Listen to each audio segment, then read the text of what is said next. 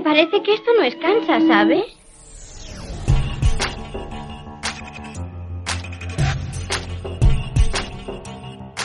Bienvenidos a BRMU Podcast. De la biblioteca a tu casa. La Biblioteca Regional te lleva la mejor programación cultural, los mejores profesionales y las charlas más interesantes. Disfruta del episodio.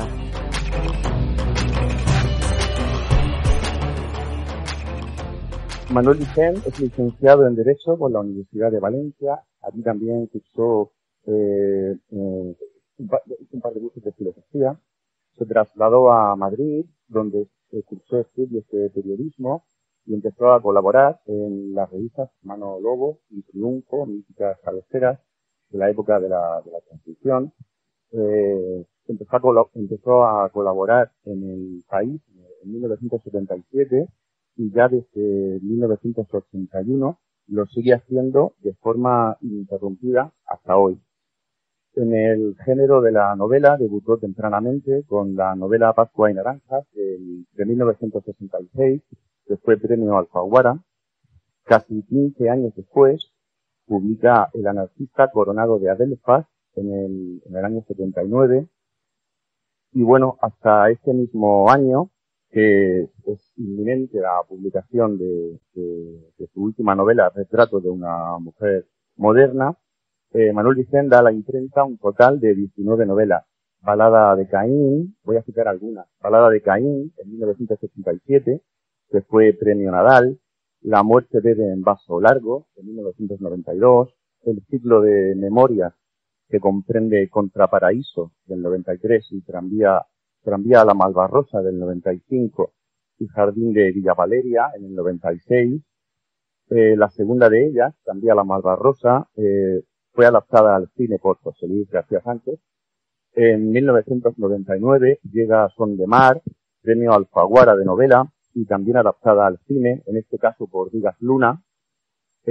Otras novelas más recientes son, por ejemplo, la novia de Matisse en 2000, Cuerpos sucesivos en 2003, Con Verás el cielo abierto del 2005 y León de ojos verdes del 2008 regresa a los libros de memoria. Después publica El azar de la mujer rubia, 2012, Desfile de ciervos, 2015, Ava en la noche, 2015, y Ava en la noche, 2015 o 17, no sé si me equivocaba aquí, 17. También publica 15 volúmenes biográficos, el primero de ellos sobre García Lorca, en el 69, también, bueno, otros títulos, Retratos de la Transición, en el 81, Por la ruta de la memoria, del 92, y el último de ellos, Travesía literaria, en 2017.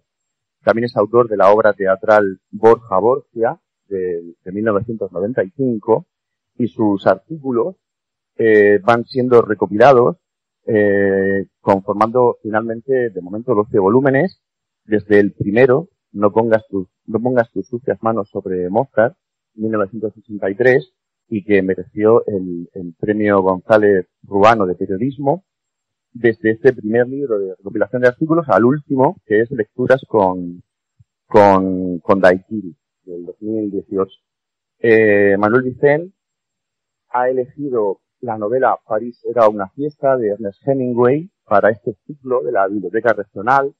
Se llama El Canon de la Biblioteca Regional de Murcia, donde distintos escritores son invitados, vienen a hablarnos de novelas que han sido importantes para ellos, o que les han marcado de alguna forma.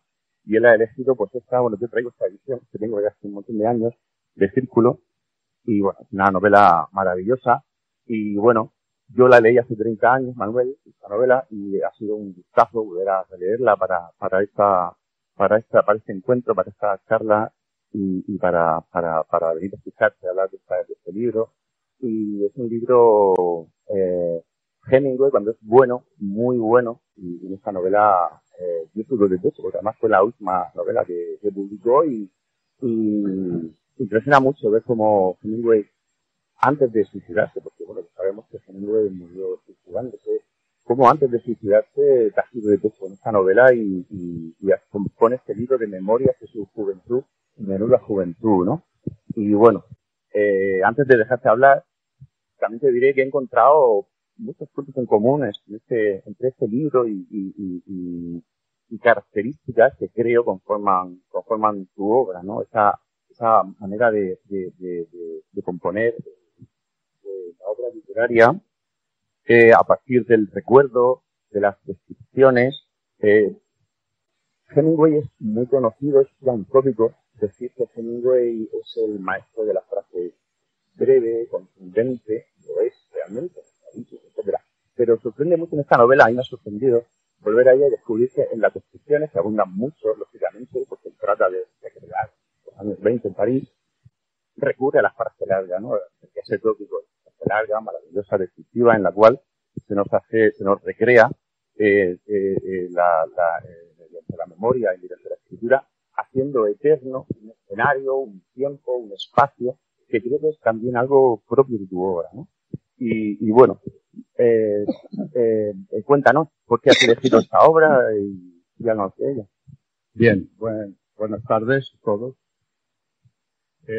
Hemingway cuando es bueno es muy bueno y cuando es malo es malísimo. Pero en esta novela que he elegido es un Hemingway muy restringido y que tiene lo mejor. Vamos a ver. Yo la he elegido porque es breve, se lee muy bien. Hay dos clases de libros. Los que lees de subida y los que lees de bajada. A mí particularmente, como no me gusta sufrir absolutamente nada en ningún aspecto de la vida, me gustan los libros que van de bajada. Que un capítulo te lleva a otro y cada vez más placentero hasta el final, y llegas al final contento de haber leído el libro. Frente a eso hay lectores que pugnan por subir a esa cima por la pared norte. Yo recuerdo que a veces iba con Benet y con García Hortelano, que hacíamos unos turnés por aquí. Una vez estuvimos aquí en Murcia, precisamente. Y el show que hacíamos consistía en que cada uno se metía con el otro, en plan, digamos, de humor, y después, pues, ya arreglábamos el asunto y tal. Yo me acuerdo que Benet decía de García Hortelano, es que en tus novelas siempre está la gente siempre está al borde de una piscina, siempre con las toallas, siempre duchándose, siempre tomando gin tonic, ¿no? Y García Hortelano le decía, es que tú en tus novelas me haces subir por la pared norte de una cima casi impracticable y después de estar con el tío Leite ahí sufriendo, resulta que cuando llego arriba descubro que hay un camino que se puede subir en coche por detrás y que arriba hay una verbena, ¿no? Bueno, entonces yo no quiero subir por ninguna pared norte. He elegido este libro porque además concluye un Hemingway en los años de París, donde hay una encrucijada de estética, es ya la segunda vanguardia, la primera se produce en el año 10, en la segunda vanguardia donde confluyen escritores, pintores y se recrea una forma nueva de ver el mundo. Hemingway era alguien que tenía un sexto sentido para salir en la foto, para estar en el momento exacto y en el tiempo oportuno, siempre que hubiera un fotógrafo.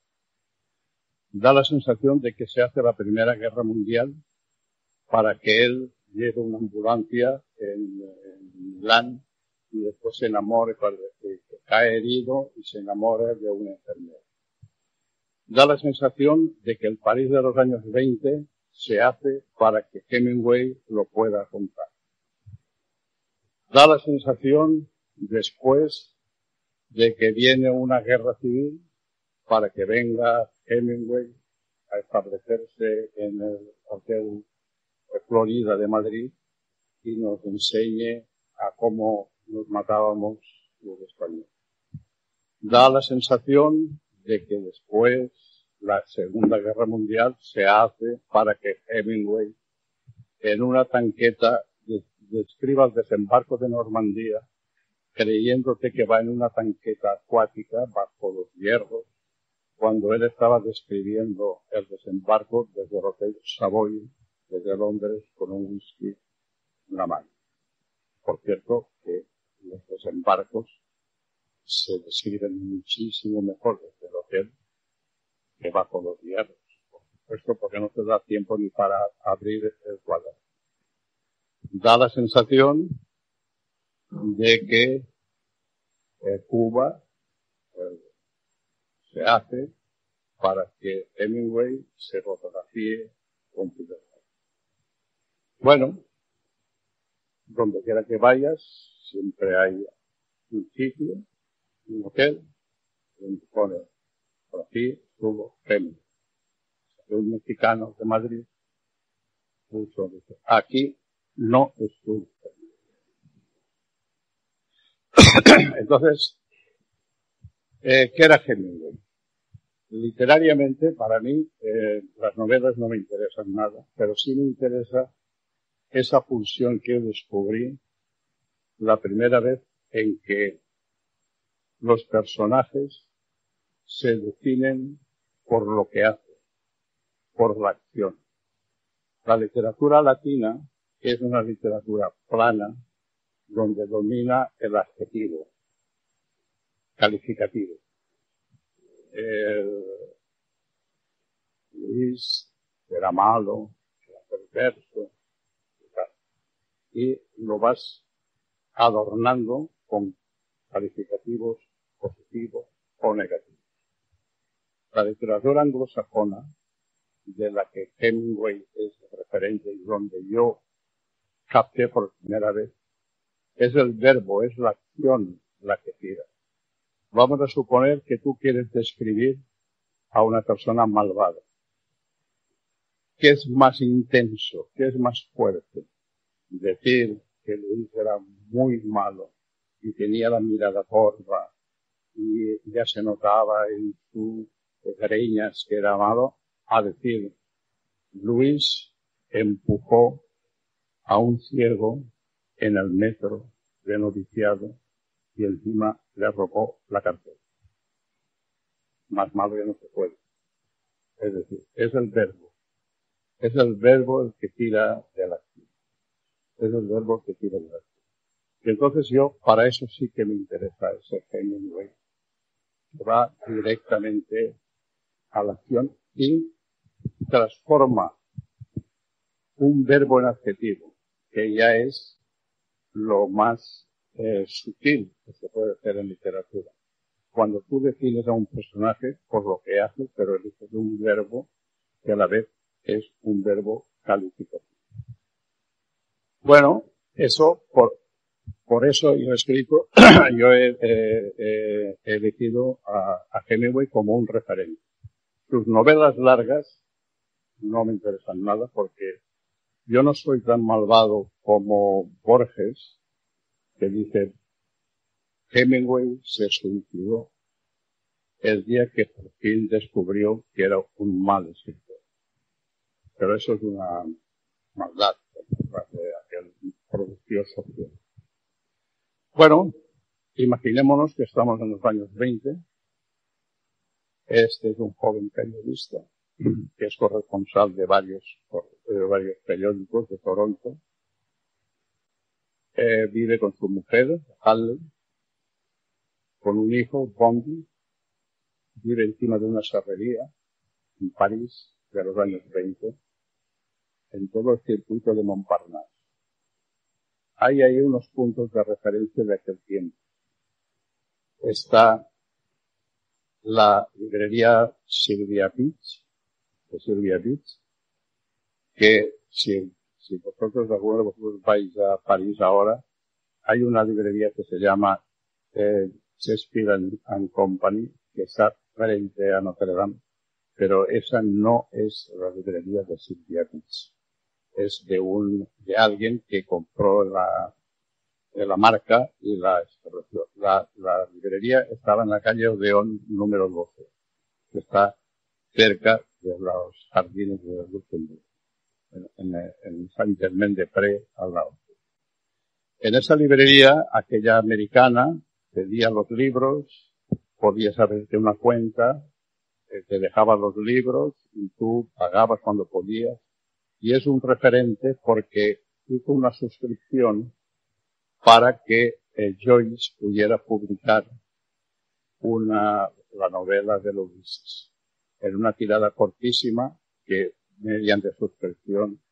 Entonces ya tenemos esa librería donde Hemingway iba y por lo tanto todo el glamour, toda la seducción que tiene ese personaje maravilloso que es Salieri está reflejado en este libro. Otro punto de contacto era los hermanos Stein, de la Gertrude Stein y de Leo Stein, que eran dos judíos americanos supermillonarios, que fueron los primeros en coleccionar arte moderno, arte abstracto y arte de vanguardia. Ellos vivían detrás de los jardines de Luxemburgo, no lejos del Odeón, de la calle Odeón. Tenían un chalet de 2 plantas, un jardín y al fondo del jardín un gran pabellón donde exponían todos los cuadros que compraban. De hecho, se decía que ese pabellón era la mejor galería y el mejor museo en ese momento de París. La Gertrude de Stein, hay que imaginar la autoestima que tendría, que de jovencita iba en un tren desde Pensilvania a California, iba asomada a la ventanilla, imaginaros un tren de los años, principios del siglo, y se le voló el sombrero.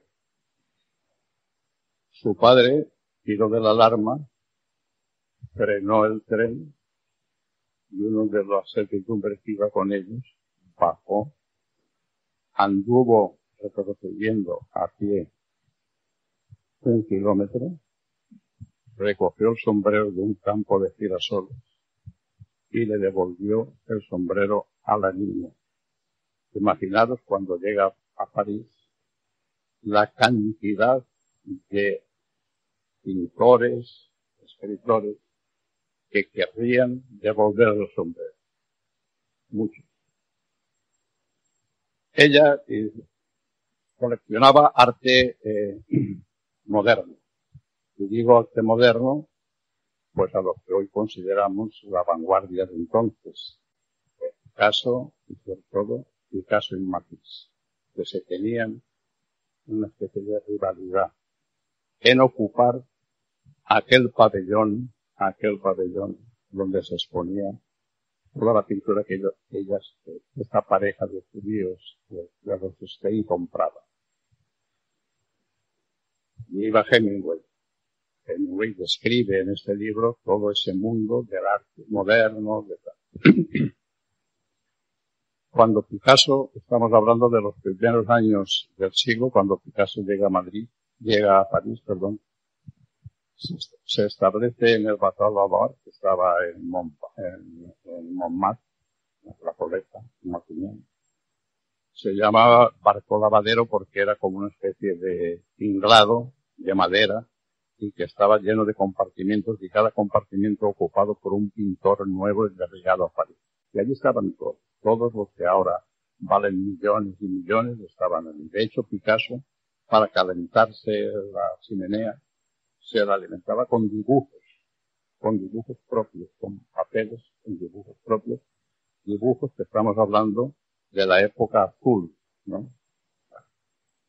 Ese era el nivel. Y allí llega un día la Gertrude Stein para que le haga un retrato. Supongo que todo el mundo, todos un poco aficionados al arte, conoceréis ese retrato. Ella se enfadó muchísimo porque le había sacado muy mal. No me parece. Esto es un retrato detestable. No me parece. Y Picasso dice, tranquila, ya te parecerás. Bueno, eso es una conquista de parecerte. Esa cosa misteriosa de que hay que parecerse al retrato, me lleva a hablar de esa cosa misteriosa que cuando uno va a una exposición, por ejemplo, de arte moderno, todos los espectadores son modernos. Es decir, cuando uno va a una exposición de Zuloaga, todos los escritores, todos los espectadores parecen Zuloaga. Es decir, hay una especie de atracción entre el cuadro y el espectador. De hecho, se dice que el creador de la modernidad, esta de la que es Andy Warhol, cuando una vez hizo una exposición en Filadelfia, estaba la sala llena de espectadores, pero los cuadros no habían llegado por un problema de transporte. Y la gente no le importó que no hubiera cuadros, porque eran ellos la creación de Andy Warhol. Y Andy Warhol, cada una persona que entraba en aquella exposición se había disfrazado de una forma distinta. Y aquello parecía un acuario de crustáceos. Él, desde un altillo, empezó a fotografiar y descubrió que su verdadera obra de arte eran los espectadores de su pintura, los que se creían modernos, y el hecho de existir consistía en verse reflejado en la mirada de los demás. Y eso es realmente el posmodernismo. El posmodernismo es que tú existes no por lo que eres, sino por la mirada de los demás. Y te van tallando como una escultura los ojos y las opiniones de los demás. Bueno, esto es una digresión para ver que la Gertrudis Stein tenía la obligación de parecerse a los demás. Y ella es también la que un día, también sale aquí,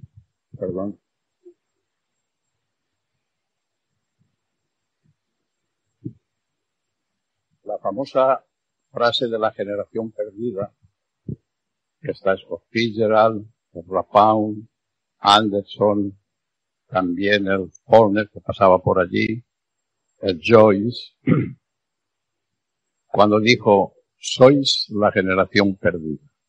Y es una frase que ella tomó. Ella tenía un Forte, un vehículo de aquellos que se llevaban a principios de siglo, lo había llevado a un taller, habían tardado en arreglárselo, y el dueño del taller le echó la culpa a uno de los trabajadores, diciendo, perteneces a una generación perdida, es decir, que no sabéis trabajar. Y entonces esta Gertrudis se lo aplicó también a toda esa generación que iba, borrachos la mayoría, por el estudio este. Después está la vida, el compañerismo de Hemingway con Scott Fitzgerald. Scott Fitzgerald, que venía de París, que venía de Nueva York, era aquel tiempo de los nuevos cacharros, cinematógrafo, la radio, el aeroplano. Y uno se lo imagina con su mujer Zelda, los dos tan guapos, eran tan guapos la pareja, que cuando entraban en un restaurante, la gente callaba. Se producía un silencio. Bueno, eran aquellos tiempos de los trajes color manteca, de los hombres blancos, de los martinis, etc. Ellos llegan a París, y la fiesta de París, la que describe Hemingway con Scott Fitzgerald, es una delicia porque, claro, ahí te lleva en la imaginación a otro camino que conduce a la Costa Azul, las hamacas, los trajes de baño en forma de... y sobre todo siempre alrededor de un millonario, en este caso de un tal Murphy, multimillonario. Y claro, tú ves en París a la Stein, super multimillonaria, una cosa de sola Murphy, multimillonario. Y alrededor siempre los artistas, siempre los escritores, alrededor de esa luz deslumbrante que es el dinero, ofuscante que es el dinero. Aquí no cuenta, pero sí se subroga que en ese pabellón donde la Gertrude Stein exponía todos los cuadros que compraba, allí el cuadro principal lo ocupaba un cuadro de Matisse que se llamaba La joie de vivre, la alegría de vivir, la dicha de vivir, que era un cuadro superhedonista, como una especie de desayuno en la hierba, de un adolescente desperezándose, que te produce un placer goloso con los pinceles con la pintura, los colores de Matisse, ¿no? Que son casi comestibles. Y Picasso quería desbancar ese cuadro y le forzó a venderlo, que ahora está en una colección americana, el mejor cuadro de Matisse, le obligó a venderlo, para colgar allí el cuadro de las señoritas de Aviñón. Y efectivamente lo compró y lo puso. El cuadro de las señoritas de Aviñón, que es un cuadro que él pintó de memoria, las señoritas de Aviñón son unas prostitutas de la calle de Aviñón de Barcelona, que lo pinta, en recuerdo. En ese momento Matisse llevaba una máscara africana que se estaba poniendo de moda a principios del siglo. Los colonialistas franceses traían máscaras de África. Y entonces, al ver la máscara de Matisse, el Picasso coge una brocha y la nariz de la mujer que está a la derecha le pega como un hachazo a la nariz, imitando a esa máscara negra, y de esa nariz sale después todo el cubismo. Entonces, ¿qué pasaba? Que la pintura buena era barata, la pintura mala era cara. Y Picasso, una de las genialidades de Picasso, es que puso de moda la vanguardia, que es un término contradictorio. La vanguardia es lo que no gusta y lo que solamente gusta a unos exquisitos.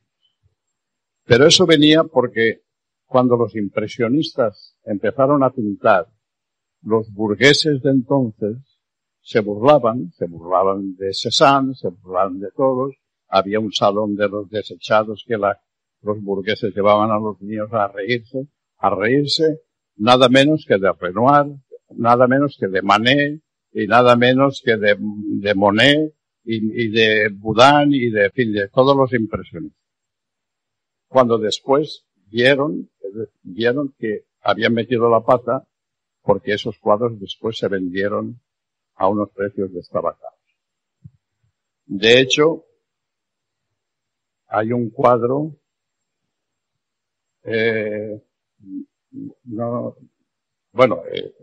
tú podías comprar un Van Gogh que no había vendido ningún cuadro. Y entonces, ¿qué pasó?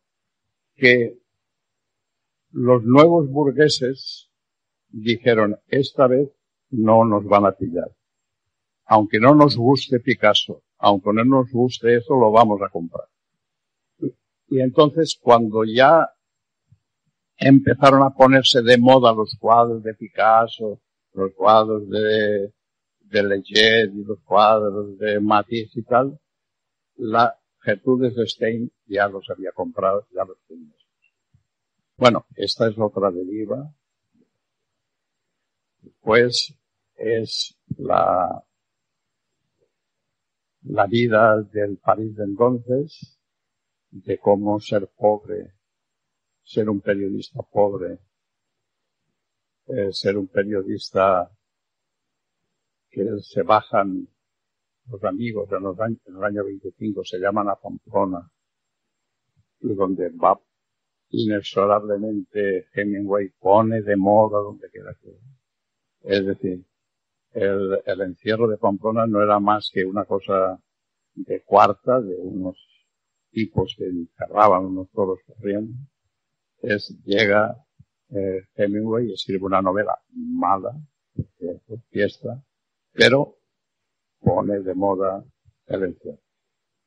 Pues en la guerra española escribe una novela de Por quién dobla las campanas, mala, pero también pone de moda. Y después, claro, a mí el Hemingway, el de la frase corta, ese Hemingway que dice, una novela consiste en una primera frase por la que darías la vida y después los tiempos cortos. Ese Hemingway que pega, que era muy aficionado al boxeo y que se enfrenta con la frase, que se enfrenta con el párrafo como un boxeador, con el verbo, ese formalmente es el que me interesa. Su figura no me interesa absolutamente nada porque hay escritores y artistas y personas que rompen el principio de Arquímedes. Desplazan mucho más de lo que pesan. Y otros que los rompen por abajo. Pesan muchísimo más de lo que desplazan. Y Hemingway desplaza muchísimo más su figura mítica, literaria, desplaza muchísimo más. De hecho, en Cuba, la devoción por Hemingway es una devoción casi misteriosa, mítica. El ir por la calle, él escribió allí esos preciosos cuentos, porque él tiene unos cuentos maravillosos. En la línea corta, en la distancia corta, Hemingway es imbatible. Si alguien supiera así bien de boxeo, ese gancho inapelable, ese es Hemingway. Y eso es lo que me interesa. Pero no me interesa el Hemingway de La Habana, de la calle Obispo, del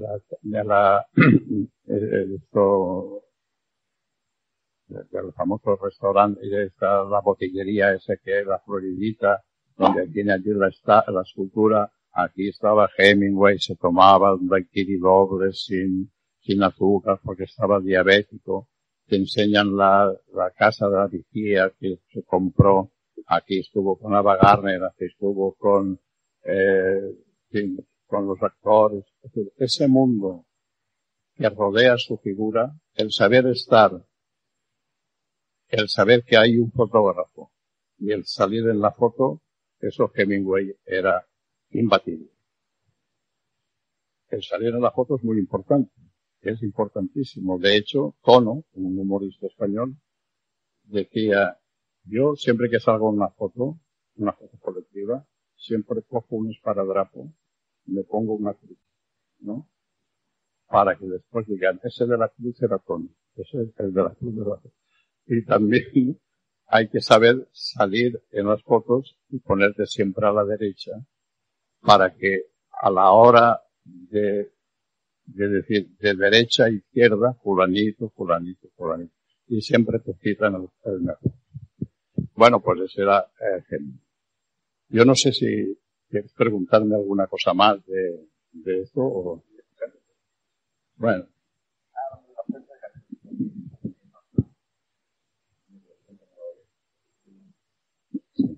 Bueno, entonces,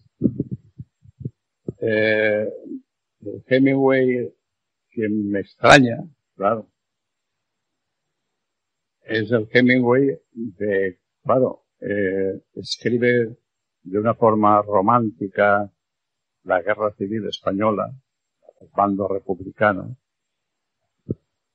cómo escribían todos los corresponsales extranjeros en el Hotel Florida, estaba allí en la Plaza del Callao, qué seducción transmite incluso en el escribir borracho mientras oye los buses que caen en la Gran Vía, mientras van a Chicote, donde se reunían todos los corresponsales a beber. Cómo te inflama el corazón esa resistencia de un Madrid, capital de la gloria. Y ahí está Hemingway. Y después ver que ese Hemingway, héroe, digamos, de la resistencia literaria en la guerra civil, después, en los años 50 y 60, no le importa venir a España, bajo un dictador, a divertirse y a beber. Hay algo que no encaja. Es decir, cómo ese Hemingway que yo vi unas veces en Madrid, borracho, porque ya al final estaba siempre borracho, y a veces yo me preguntaba cómo es, porque tú esperas, por ejemplo, de Ava Gardner, es decir, cuando en Madrid, en España en general, se llenó de todos los artistas de Hollywood que venían aquí a rodar, esas noches de Madrid de los años 50, 60, donde ibas por la calle y te encontrabas a Gary Cooper, te encontrabas a Rita Hayworth, por supuesto te encontrabas a Ava Gardner, que había hecho de España su lugar de residencia. Entonces, pues claro, esas noches de Madrid que eran fascinantes para un grupo de gente de Hollywood que estaba muy protegida por la dictadura, porque les servía de estandarte publicitario. Pero claro, era gente que venía aquí a trabajar pero el ver a Hemingway borracho en las noches de Madrid en plena dictadura, que chocaba, que hacía como una especie de rechazo de aquel Hemingway heroico y romántico de la guerra. Yo me acuerdo, yo estaba ahí cuando llegué a Madrid, estaba Ava Gardner allí en Las Reinas de la Noche, y entonces pues Ava Gardner era ir a una botellería, a estos de flamenco, y ver a Ava Gardner era lo normal. Ahí estaba Ava Gardner, mira, aquella es Ava Gardner. Entonces Ava Gardner siempre se producía una cosa que era, es decir, ella se emborrachaba, ¿no?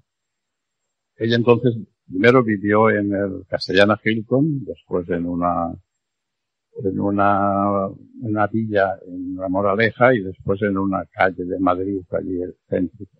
Pero cuando vivía en el Hotel Castellana, siempre se producía un hecho que te define aquellas noches de Madrid de los años 50 y 60, donde en medio de la dictadura y de la postración social, pues había unas piscinas de una gente que vestía smoking de noche, había un Madrid brillante de noche, nocturno, etcétera, de unos señoritos y de unos extranjeros, etcétera. Bueno, pues imaginaros, por ejemplo, que está en el Corral de la Morería, por supuesto, la Ava Gardner borracha. Y había que llevarla a casa. Entonces, había gente que la seguía hasta el ascensor del Hotel Castellana Hilton. Porque al pie del ascensor se producía una especie que a veces un sorteo de la lotería de Babilonia, que es que ella te dijera sube, ¿no? O no subes. Entonces, siempre había gente que la seguía. Y uno que la siguieron una noche fue Fernando Fernán Gómez y Paco Rabanne. Y entonces la siguen en un taxi, y se hacen la encontradiza en al pie del ascensor. Aquella los mira de una forma displicente, sube y no les dice nada. Y esos se quedan casi acontecidos al pie del ascensor. Y entonces baja el bellboy, el ascensorista, y les dice, les advierto que no es nada del otro mundo, que no es para tanto. Bueno, eso, el ascensorista. Entonces, bueno, esas eran las noches de Madrid, donde iba también ambaleándose Hemingway ya. Bueno, pues yo no tengo más que decir que es un libro delicioso, corto, lleno de caminos que te llevan a sitios maravillosos, donde uno puede, hay esa famosa película de Woody Allen, de París Minuit, ¿no? Que fue de medianoche, que es todo ese mundo. Ese mundo es este libro. La seducción de los años 20 en París, todo lo que se cocía en ese momento, la nueva forma de ver el mundo y todo lo que se hacía, es decir, todo ese bagaje de nueva visión estética, lo que se llamaba la Escuela de París, eso en la Segunda Guerra Mundial, cuando la ganaron ya después de los americanos, la Escuela de París se la llevaron a Nueva York como botín de guerra. Y a partir de ahí, París queda totalmente, digamos, en segundo plano y empieza a florecer la Escuela de Nueva York del expresionismo abstracto de Nueva York. Y bueno, y vamos a suponer que ese Madrid, ese París de los años 40 ya es un Madrid. Estábamos hablando antes de ese Hemingway que describe el desembarco de Normandía desde el Hotel Savoy, desde Londres. Después, cuando ya han desembarcado los americanos y están camino de París, Hemingway y Robert Capa van en un jeep hacia París. Pero en esos momentos todavía la aviación alemana todavía podía pasar en vuelo rasante y bombardear a los que iban hacia París, a las columnas que iban hacia París. Y entonces hay un momento en que Robert Capa y Hemingway van hacia París, viene un avión, una avioneta de estas de bombardeo, y ellos saltan del jeep y se ponen cuerpo a tierra. Pero Hemingway salta de una forma que al ponerse cuerpo a tierra pone el culo muy para arriba. Y en vez de estar tumbado plano, pues está como agachado en una postura absolutamente innoble. Y entonces Capa lo fotografía. Desde arriba del jeep lo fotografía. Le enseña la foto y a partir de ahí la amistad se rompió. Es decir, ya no se hablaron jamás ni se vieron jamás. De hecho, cuando el Hemingway llega a París, lo primero que hace es ir al estudio de Picasso, que no estaba, porque Picasso en ese momento, en la calle de los Grandes Agostinos, como pintor Guernica, y le dejó un cajón de bombas de piña en la puerta, como regalo. Después se fue al Ritz y se dice que se bebió pues todo lo que los nazis habían abandonado, él se lo bebió.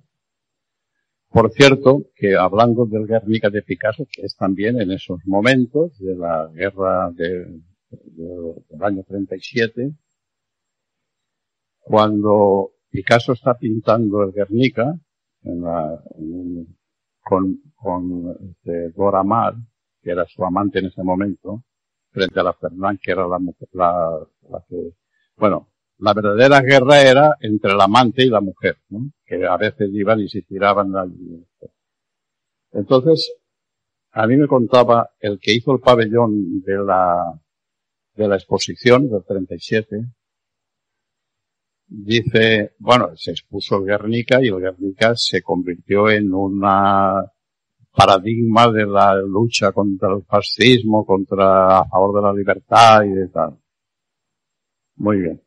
Entonces, me decía a mí el arquitecto, me decía, si nos hubieran dicho, cuando estábamos en un café de Flor, con el Guernica, que ese Guernica llegaría un día a España con un Borbón en el trono, con un presidente del gobierno que se llamaría Calvo Sotelo,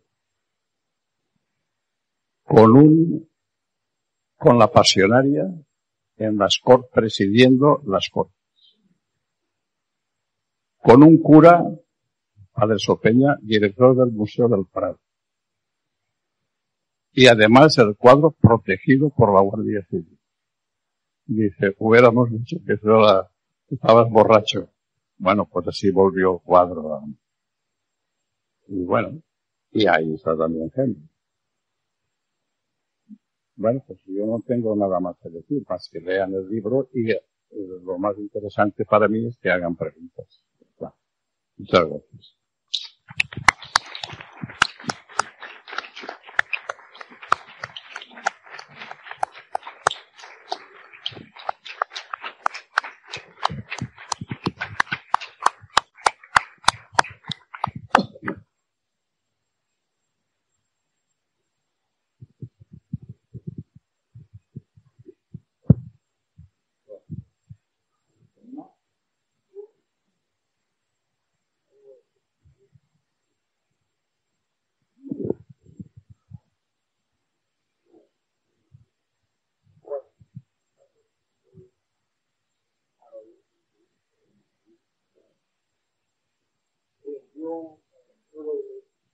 Perdón.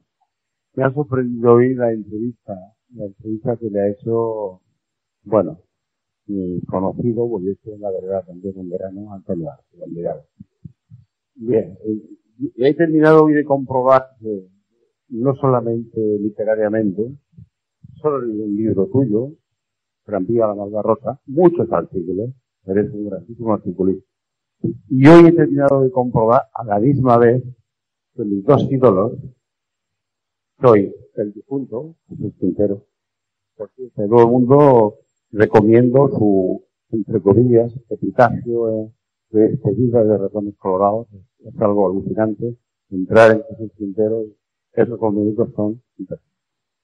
Él y tú nos conocemos, lógicamente no te acuerdas de mí. Yo te conocí en el Café Gijón.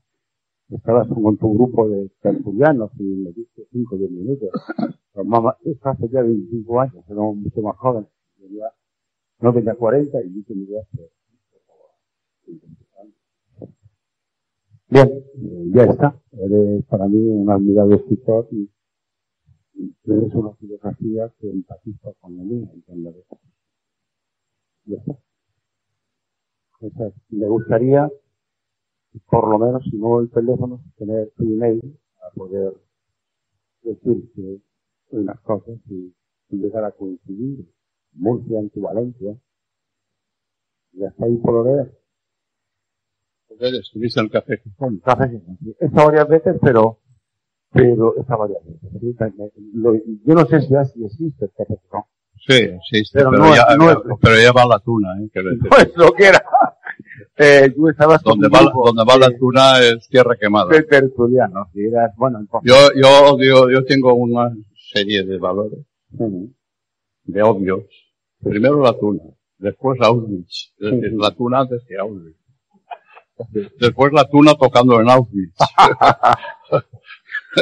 Y así sucesivamente. No, el Café Gijón en ese momento, yo hace 20 años que no voy. Un día lo dejé de ir porque a mi lado había uno con Alzheimer y al otro con Alzheimer. No, que fue una tertulia que en los momentos de antes de Franco y durante el franquismo, finales y hasta los socialistas y eso, era una delicia porque donde la peña mía, donde yo iba, estaba formada por periodistas, escritores, por cómicos, por eso. Había actores allí, actores, actrices, y magistrados de justicia democrática. Entonces eran 3 canales que confluían allí y era muy divertido porque allí, vamos, la regla era, aquí se viene llorado, tosido, llorado.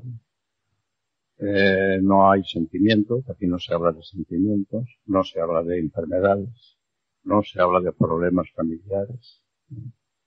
Y bueno, se hablaba de política, pero a nivel de chisme de altura, no de chismorreo de esta cosa que hablan los salseo, no sé qué. Mis nietas dicen, tengo una cosa de salseo, no sé. Esto, no, sino de chismes de altura. Y bueno, y era divertido, pero claro, fue una tertulia que normalmente las tertulias se relevan por abajo. De pronto vienen jóvenes y se van a tal. Pero ahí había un magistrado muy mayor, se llamaba Fernandito, había sido magistrado, estaba ya retirado, y un médico gallego, amigo suyo, se incorporó. Primero un médico gallego, después, y entonces empezaron aquello y yo veía que se estaba llenando de... Hombre, yo era ya mayor, pero no tanto como aquello, ¿no? Y entonces un día venía allí un famoso director de cine, que no digo el nombre porque estaba un poco ya para allá. Y entonces preguntaba 3 veces seguidas quién eras tú. Ah, sí, hombre, sí. Y después quién eras tú. Una cosa deprimente. Y a mi izquierda había un general catatónico, que estaba así catatónico. Y que solamente se le podía despertar si decías, por ejemplo, cualquier día que viene Santipotros y nos mata a todos. Entonces salía de su letargo y empezaba, y entonces ya digo, pues, y después veo que Álvaro de Luna, que estaba allí, el algarrobo famoso. Sí, bueno, entonces allí había un cerillero, que era Alfonso, un famoso cerillero. Y de pronto le dice, el algarrobo estaba, vamos, que podía aplastar el capó de un coche en una puñetera. Y de pronto el algarrobo, que parecía que estaba mejor de todo, le dice, oye, le iba a decir Luis, en vez de Alfonso, que era un cerillero muerto hace 20 años. Yo digo, me voy. Ya me largué, ya no he vuelto más por allí. Pero en aquellos momentos estaba muy bien.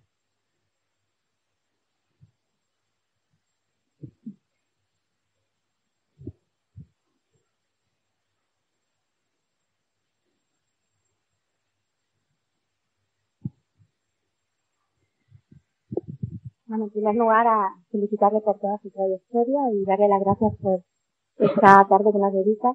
Mi pregunta es ¿cómo ve el guión que hace Woody Allen de la película Midnight en París con respecto a la obra de ese niño?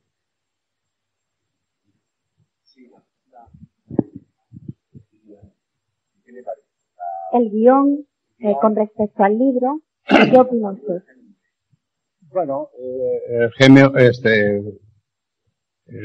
Woody Allen capta, ¿no? Aquel momento, el duelo, ¿no? Es decir, es lo que sería. Es decir, claro, es que ahora lo tenemos todo mitificado. Aquello, pues si tú hubieras estado allí en aquellos años, pues hubieras visto pues que Buñuel era un tipo que a lo mejor es cuando les dice que tiene un guión, que no sé qué, de que la gente no, está en un sitio y no puede salir, y bueno, lo que después sería una famosa película, y el otro no hace, dice, bueno, quiero decirte que el tiempo todo lo dura, ¿no? Y no sabemos, ahora mismo, no sabemos dentro de 50 o 100 años qué será lo que la gente de entonces tome de referencia lo que estaba pasando ahora. Probablemente la cosa más que ahora nos parece más anodina, más sin importancia, pues va a ser lo que se va a reflejar el día de mañana. Así eran, ¿no?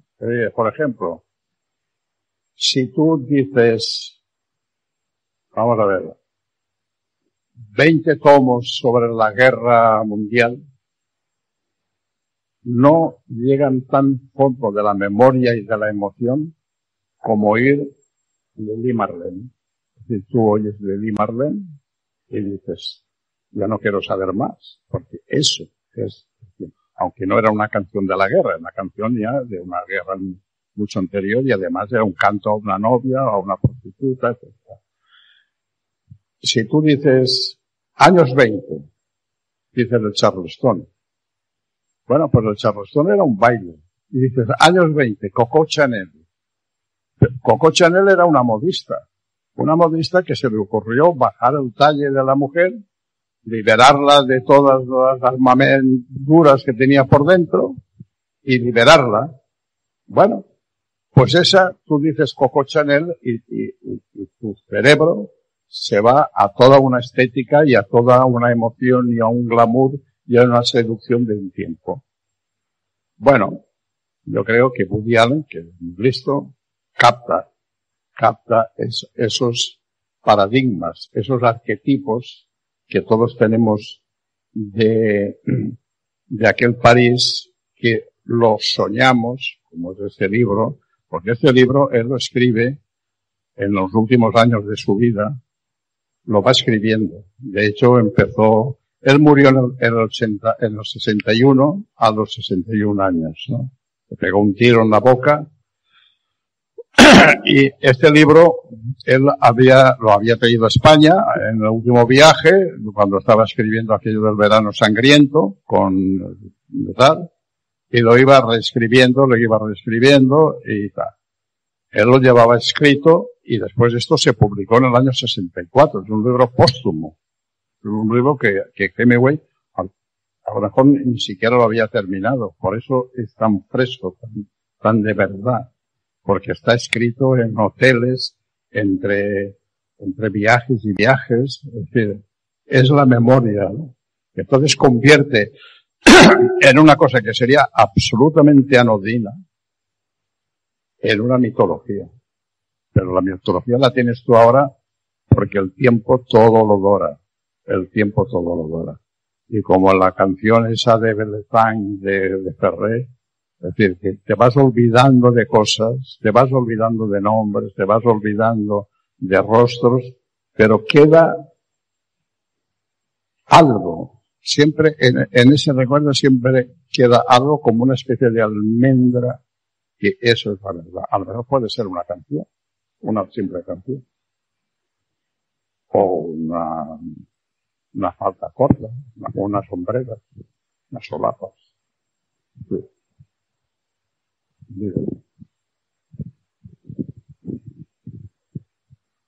Y ya que está el micrófono al lado, me siento ahora mismo como en la despedida de Serrat de junio cuando vino Murcia, porque son voces que te han acompañado parte de una época. Y la columna última del País, cuando iba al café en los 20 minutos del desayuno y que veía Maruja Torres, Montserrat Roy, José Rivas, fueron acompañados. Entonces, pues sí, han cogido el aire, han cogido el espíritu del momento. Y a lo mejor eso es lo que queda. Sí. Entonces, pues, dar las gracias. Hombre, Serrat ahora mismo es acertado, porque fíjate una palabra, ¿no? Serrat. Lo que es el darle la bolita. Es decir, Serrat dice, está haciendo ahora una turné por toda,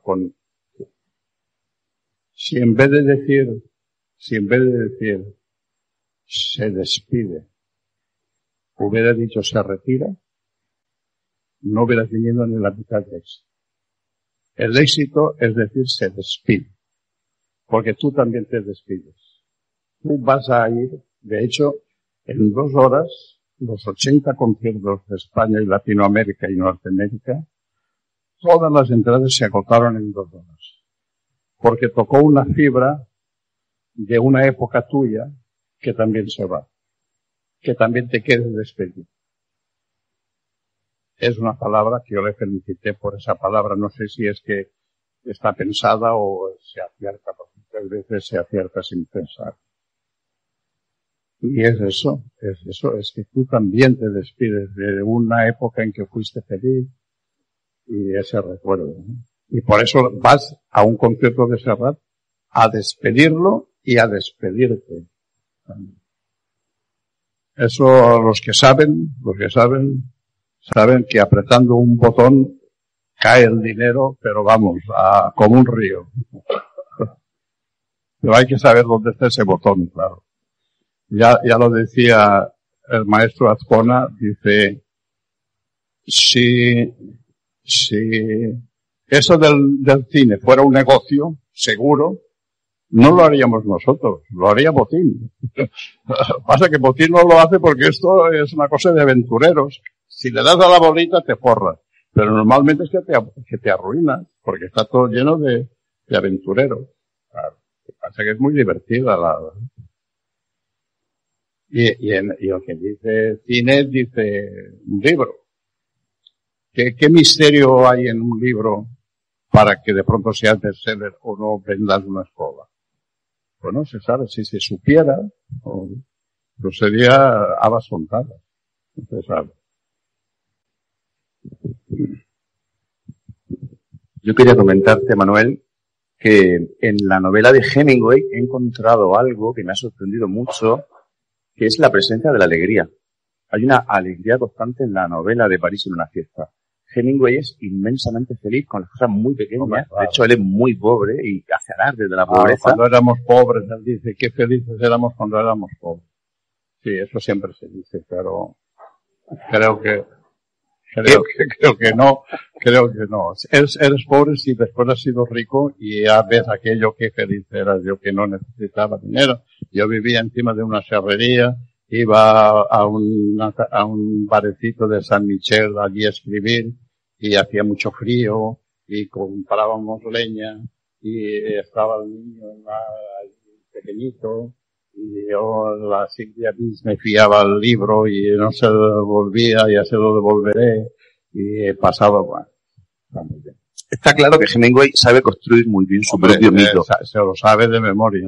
Claro. Pero sin embargo en la novela uno realmente siente esa alegría que siente es una delicia. Igual como El viejo y el mar. El viejo y el mar, pues le vino Dios a ver porque él estaba en decadencia y él oye el cuento de un pescador al que yo conocí, en Don Gregorio, ya muy viejo, el protagonista de la novela del viejo y el mar, en Cojimar, donde él ya vive, y entonces él tenía un barco Pilar, donde iba a navegar a pescar la aguja, y oye de boca de Gregorio del pescador que estaba salao, que dicen allí salao, es de mala racha, mala suerte, gafao, ¿no? Lo que aquí se llamaría gafao. Que siempre salía y tenía una barquita, salía y no pescaba, salía y no pescaba y tal. El niño que iba con él ya no quería ir con él porque estaba salao y tal. Bueno, total, que un pez, y un día pilla un pez. Y lucha, son 2 noches, 2 días y 2 noches de lucha contra ese pez. Y que al final lo consigue tal y lo lleva, pero que ya se lo han, cuando llega a puerto, ya a Cojimar y ya se lo han comido los tiburones, ¿eh? No. Bueno, y acierta. Ese es un libro que se publicó primero en entregas en una revista y después es un libro como este, pequeño, pero le da en la boca. Parte de una licencia, parte de una licencia que es que cuando tú enganchas un pez de estos, un pez aguja. Bueno, el pescador está diciendo que habrá ahí dentro, cómo será, si es grande, parece que tira mucho, medirá tanto, pesará tantos kilos y tal, y él hace tal. Pero el pez aguja, cuando lo trincas, lo primero que hace es salir a la superficie para ver qué ha pasado. Luego ahí el pescador ya sabía cómo era el pez, ya sabía. Y después ya se sumerge y empieza a huir y hay que darle sedad y ya empieza la lucha. Pero el Hemingway, que de eso sí sabía, porque yo una vez a un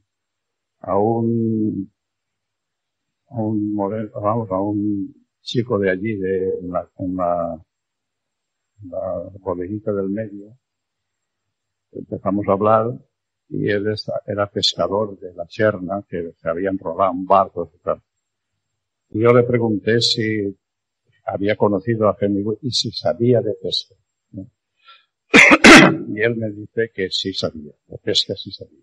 Así como de lo de los leones de África y de Kilimanjaro es casi de mundo color, un poco así de turista, en eso sí sabía. Pese a que una vez ya borracho disparó rifles contra los tiburones, porque eso ya es disparar una metralleta contra los tiburones ya es demasiado. Pero que sí sabía de pesca. Y bueno, pero es lo que hablábamos, que este libro transmite esa alegría de cuando eras pobre y feliz, cuando eres mayor y rico. Así cualquiera. Bueno, yo tengo que decir, ya que estamos aquí, que el próximo día 20 yo salgo con una novela que se llama Retrato de una mujer moderna. Vamos a ver. Mientras están los satélites desviando aerolitos, mientras el telescopio James Webb ha sacado las entrañas del universo a 12.000 millones de años, pues yo estoy publicando una novela sobre Concha Piquer. Para mí Concha Piquer es muchísimo más importante que Hemingway. Muchísimo. Concha Piquer tiene una vida, es una novela, no es una biografía, es una novela sobre esta mujer. Que ella se hace en Nueva York, que se la lleva el maestro Penella con 13 años de Nueva York, y allí se hace artista. Y después, cuando vuelve, llena toda la República y sobre todo toda la posguerra española con su voz. Y es una historia de una mujer moderna, apasionante. No es que fuera feminista, sino que era una feminista antes de nada, porque hizo exactamente lo que le dio la real gana. Y bueno, pues eso, anunciar que hay un libro. Es porque si no lo digo, en la editorial dice, ¿y cómo no has dicho? Porque es que ahora, como decíamos esta mañana, no solamente tienes que escribir, sino que tienes que promocionar. Tienes que presentarte en público. Y eres parte del producto. Y si el producto es malo, y encima tú caes mal, horrible. Si el producto es bueno y caes mal, regular. Tiene que ser bueno y que encima caigas bien a la gente. Con lo cual es complicado. Es muy complicado. Bueno, pues nada, ha sido una tarde muy agradable por mi parte. Espero que no llueva mucho, porque va a llover. Y que no descargue aquí el capricho de la gota fría. Pues muchísimas gracias, Manuel, por tu presencia aquí, por tus palabras. Tomamos nota de esa novela inminente que va a salir y Muchísimas gracias, insisto, y muchísimas gracias a todos por venir.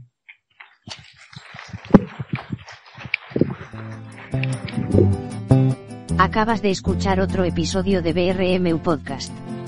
Suscríbete, dale a me gusta y comparte. Ha sido un placer para nosotros tenerte por aquí. Nos vemos en el próximo audio. Adiós, tonto portentino, que jamás volveré a